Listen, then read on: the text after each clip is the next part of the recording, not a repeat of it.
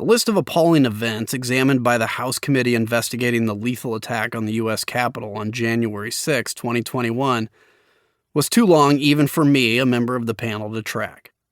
The worst was that for weeks, President Donald Trump riled his base to support his claims of election fraud, even though aides told him they were false.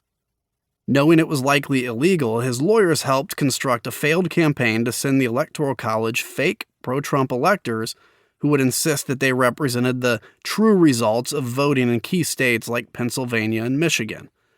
Then, called by Trump to Washington for a day he promised will be wild, his followers waged a bloody, medieval attack on the Capitol. As the police battled them for 187 minutes, Trump watched the violence on TV and refused to call the attackers off. He watched and waited as his loyalist marauders injured more than 100 police officers and entered the Capitol waving Confederate flags and chanting, "Hang Mike Pence! Hang Mike Pence!" America has never experienced anything like January 6, which was what we must call an attempted coup. Now, a movement backed by tens of millions, this Trumpism is un-American in the extreme. It seeks to undermine our elections, place controls on the press, sharply restrict immigration, politicize the judiciary, and polarize the people. This is a reality that demands that we all examine our basic beliefs. Do we want a democracy governed by free and fair elections? Can we consider our difference in matters of politics, ethics, and faith in a respectful way? Do we value our pluralism? Our success at managing these issues has made us the envy of the world for centuries. Do we want to discard what the Constitution gave us? What do we, as Americans, stand for? I stand for the values I learned in my formative years, before Trump, and for that matter, before conservatism and the GOP began its slide away from policies and toward gaining power at any cost.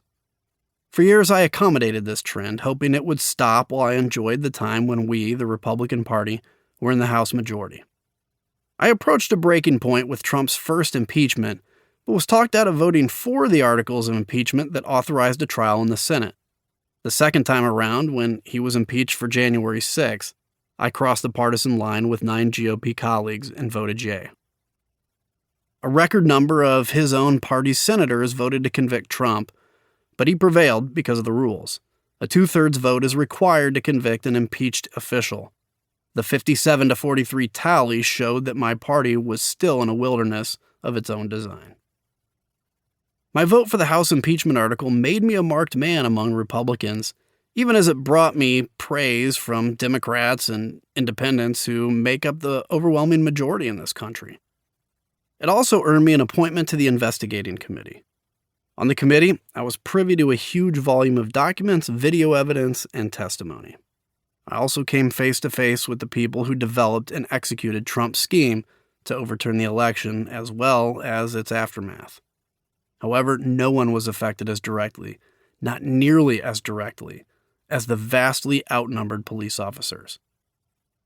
The officers began their defense of the Capitol at 1 p.m. as the attackers breached the lightly manned barricades in front of the building. Faced with a mob that included many bearing 2x4s and toxic sprays and wearing helmets and body armor, the outnumbered police retreated to positions inside the building. More than 1,000 attackers came at them in waves, trying to break through windows and doors. At times, there were hundreds gathering at a single door, pressing in a grotesque rhythm and shouting, "Heave, ho! Heave, ho!" At times, it looked like a child's fantasy of medieval battle. Of course, these were not kids, but grown men and women, and they weren't playing. They were determined to stop Congress's certification of Joe Biden's election as president.